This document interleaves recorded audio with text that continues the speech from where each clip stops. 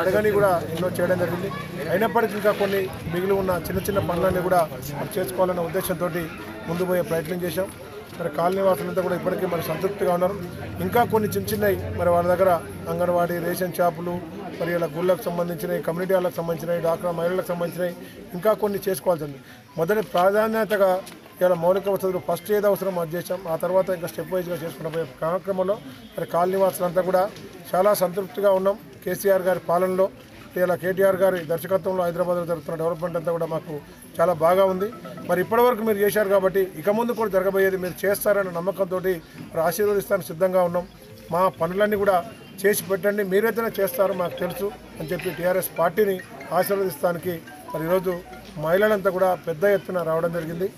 ముఖ్య నాయకులంతా కూడా మరి వీటిని వారి యొక్క ప్రాబ్లమ్స్ ముందు తీసుకుపోయే కార్యక్రమంలో కానీ మనం ఇచ్చిన హామీలు నెరవేర్చడంలో కానీ అందరికీ కలిసికట్టుగా ముందుకు పోదాం వారికి కూడా విజ్ఞప్తి చేస్తూ మరి ఇలా కారు గుర్తుకు ఓటేసి కేసీఆర్ గారు నిలబెట్టిన మరి ఇలా జిహెచ్ఎంసీ అభ్యర్థులందరూ గెలిపించాలని చెర్లపల్లిలో మరి ఇలా శ్రీదేవి యాదవ్ మరి అభ్యర్థిగా కేసీఆర్ గారు అవకాశం ఇచ్చారు. వారికి కూడా ఇదే విధంగా ఆదరించి కారు గుర్తుకు ఓటేసి భారీ మెజార్టీతోటి గెలిపించాలి. ప్రజలకు సంబంధించిన సమస్యలు ఏదన్నా అవన్నీ కూడా తీర్చడానికి మరి మేము సిద్ధంగా ఉన్నామని చెప్పి వారికి హామీ ఇవ్వడం జరిగింది.